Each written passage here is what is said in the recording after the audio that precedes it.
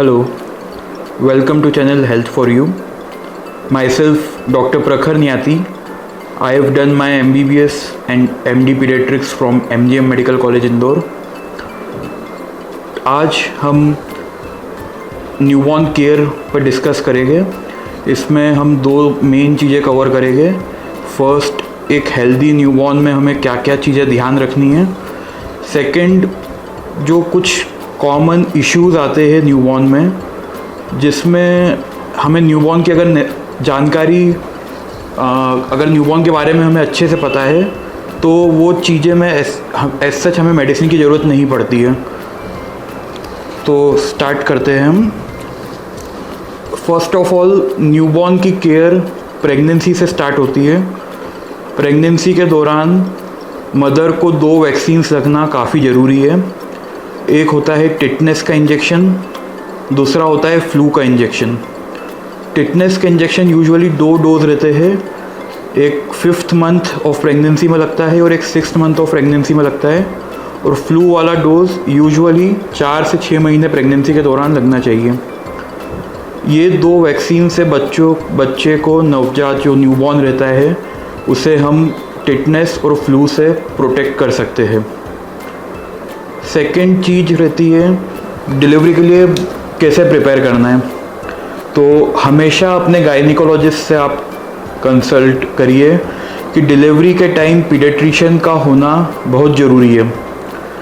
Baby के होने के बाद जो फर्स्ट मिनट रहता है उसमें अगर स्पॉन्टेनियस रेस्पिरेशन, बच्चे का सांस लेना अगर 1 मिनट के अंदर डेवलप नहीं हुआ तो उससे बच्चे के दिमाग में ऑक्सीजन नहीं पहुंचती है एंड उससे बच्चे को मानसिक विकलांगता, जिसको सेरिब्रल पाल्सी भी बोलते हैं मेडिकल लैंग्वेज में, वो हो सकता है. इसमें बच्चे मानसिक तौर से एबनॉर्मल रहते हैं.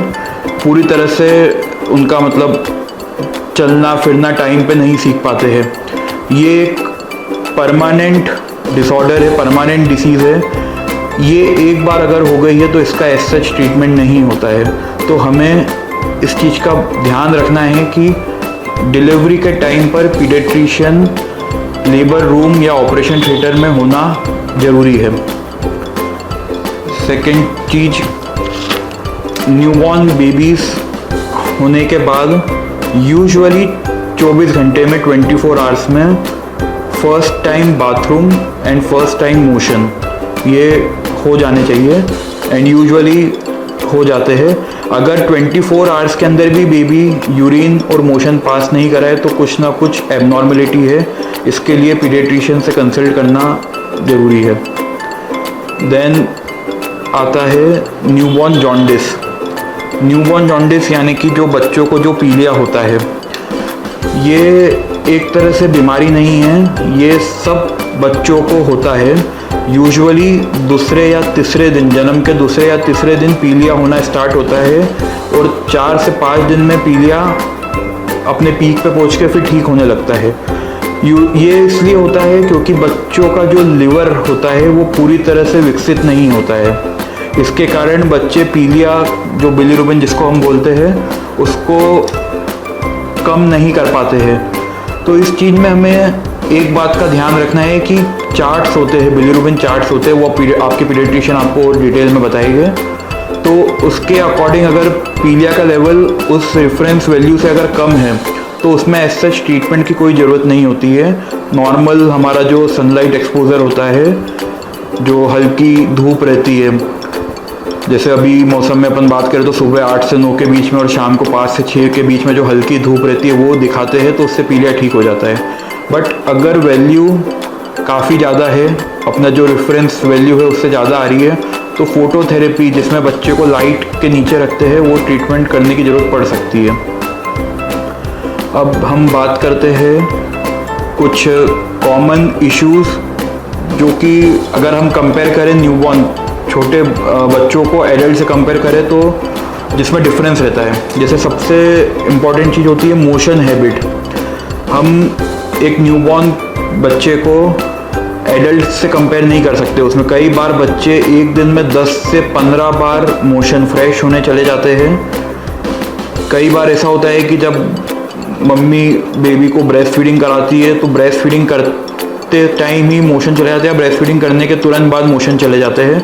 तो ये बच्चों में एकदम नॉर्मल चीज़ है। इसका ये मतलब नहीं है कि बच्चा 10 से 15 बार दस्त जा रहा है, 10 से 15 बार मोशन करा तो बच्चे को लूज मोशन हो गया और इस चीज़ के लिए हमें मेडिसिन देने की ज़रूरत है। न्यूबॉर्न बेबीज़ में अगर बच्चे का वेट गेन अच्छा हो रहा है और फीडिंग अच्छे से ले रहे हैं तो 10 से 15 बार भी अगर दिन भर में मोशन जा रहे हैं तो वो नॉर्मल है, उसमें कोई मेडिसिन देने की ज़रूरत नहीं है। सेकंड, इसका एग्जैक्ट अपोजिट होता है कि बच्चे कई बार 6 से 7 दिन में एक बार मोशन जाते हैं। तो इसका ये मतलब नहीं है कि बच्चे को कॉन्स्टिपेशन हो रहा है, ये कई बार नॉर्मल चीज़ रहती है। तो इस चीज़ का भी हमें ध्यान रखना है। एक ही बच्चे में दोनों चीज़ हो सकती है कि स्टार्टिंग के 15 दिन तक बच्चा 10 से 15 बार मोशन जा रहा है और उसके बाद 6 से 7 दिन में एक बार जा रहा है। तो ये दोनों चीज़ एब्सोल्युटली नॉर्मल है। हमें बस ये इस चीज़ का ध्यान रखना है कि बच्चा फीडिंग अच्छे से ले रहा है, साथ में बच्चे का वेट गेन अच्छे से हो रहा है। सेकंड बात करते हैं हम, बच्चे स्नीजिंग, छींक आना, तो वो भी एकदम नॉर्मल चीज़ है। कई बार 24 आवर्स में बच्चे 8 से 10 बार तक स्नीज कर सकते हैं। तो इसके लिए एज सच कोई भी मेडिसिन देने की ज़रूरत नहीं है। थर्ड हम बात करते हैं जो कि थोड़ा सा देखने में कई बार न्यू पेरेंट्स को डरावना लग सकता है। ये फीमेल बेबीज़ में होता है। 3 से 5 दिन के बीच में बेबी के प्राइवेट एरिया से थोड़ा सा ब्लीडिंग हो सकती है वेजाइना से, या थोड़ा सा म्यूकॉइड डिस्चार्ज आ सकता है। तो ये चीज़ भी एकदम नॉर्मल है। इसका ये मतलब नहीं है कि बच्चे को कुछ चोट लगी है या बच्चे को कुछ इन्फेक्शन हो रहा है। यूजुअली मटरनल हार्मोन्स, जो मम्मी के बॉडी में जो हार्मोन्स रहते हैं, उसके कारण ये बेबी में विड्रॉल ब्लीडिंग 3 से 5 दिन के बीच में हो सकती है। तो इसमें भी डरने या घबराने की ज़रूरत नहीं है। देन होता है हिकअप्स, बच्चों को हिचकी आती है, तो ये चीज़ भी नॉर्मल है। इसमें भी ऐसे हमें कुछ करने की ज़रूरत नहीं होती है। देन हम बात करते हैं, कई बार बेबी जब बॉर्न होते हैं तो उनके बैक पे, बटक पे ब्लूइश डिस्कलरेशन होता है।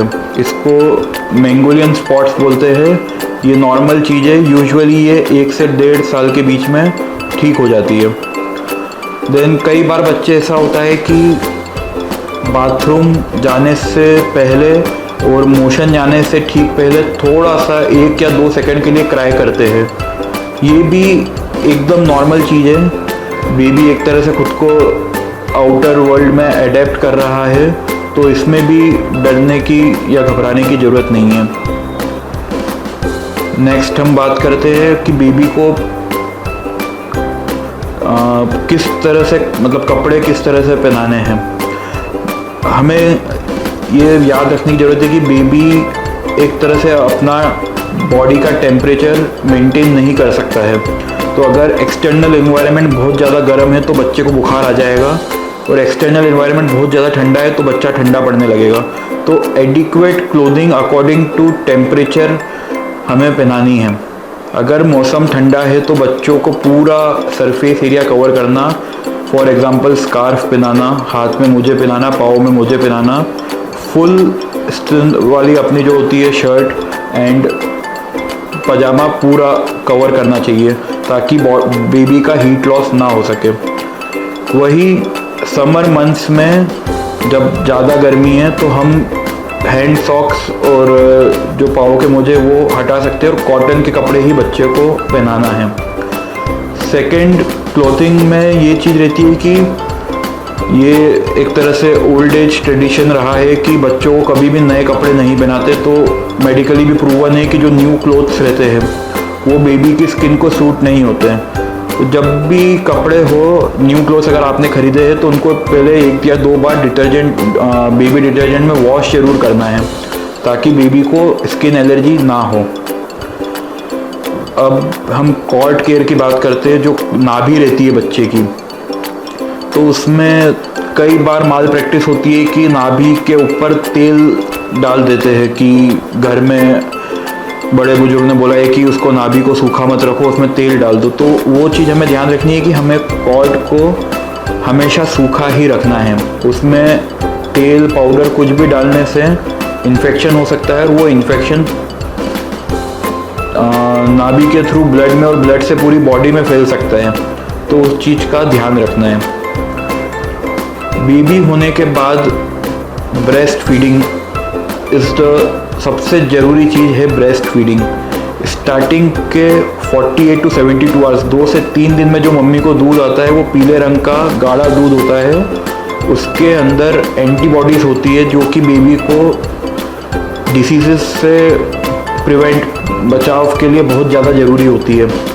तो हमें हमेशा एवरी 3 आवर्स में, भले ही बच्चा नॉर्मल डिलीवरी से हुआ हो या सेक्शन करके ऑपरेशन से हुआ हो, एवरी 3 आवर्स में बेबी को ब्रेस्ट से लगाना ज़रूरी है ताकि बच्चे को ये कोलेस्ट्रॉम मिल सके।